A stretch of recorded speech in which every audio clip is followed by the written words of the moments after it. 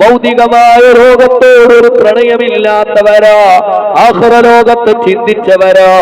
മഹാനായ മുആവിയത്ത് ബിനു അബീ സുഫിയാൻ എന്നിട്ടും മരണപ്പെടാൻ നേരത്ത് ബേജാറാ, മരിച്ചു കഴിഞ്ഞാൽ എന്റെ അവസ്ഥ എന്താ?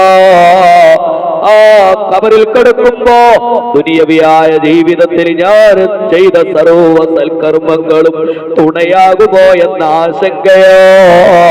പ്രിയപ്പെട്ട മുഅ്മിനീങ്ങളെ, ജീവിതകാലത്ത് ഭൗതികമായ ലോകത്ത് പടച്ചറപ്പിന് വഴിപ്പെട്ട് നല്ല നിലക്ക് ജീവിതം നയിച്ചവർ പോലും മരണപ്പെടാൻ നേരത്ത് വിലപിക്കുകയാണ്, കരയുകയാണ്.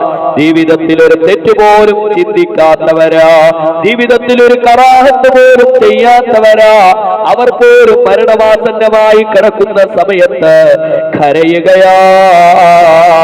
മരണപ്പെട്ടാൽ എന്റെ അവസ്ഥ എന്താണ് അല്ലാഹ്? പ്രിയപ്പെട്ടവരെ, ഒരമലുമില്ലാത്ത നാം എത്ര കരയേണ്ടവരാ, ഒരമലുമില്ലാത്ത നാം എത്ര വിലപിക്കേണ്ടവരാ. അള്ളാഹുവിന്റെ ദുനിയാവിനെ പ്രണയിച്ച് പടച്ചറപ്പിനെ മറന്നവരാരാണോ, ആ മറന്നവരാരും രക്ഷപ്പെട്ടിട്ടില്ല. അള്ളാഹുവിനെ മറന്നുകൊണ്ട് ദുനിയാവിനെ പ്രണയിച്ചവർ ഒരിക്കലും രക്ഷപ്പെട്ടിട്ടില്ല.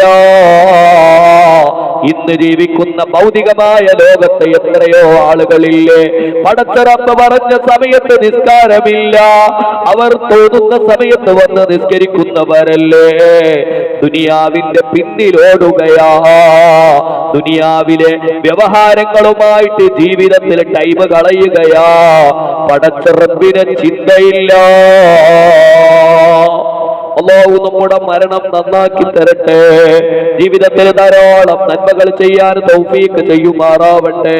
ചെയ്യുന്ന നന്മകളെല്ലാം ഇഹപര വിജയത്തിന് നിദാനമായി പടച്ച റബ്ബേ നീ സ്വീകരിക്കണേ അല്ലാഹ്.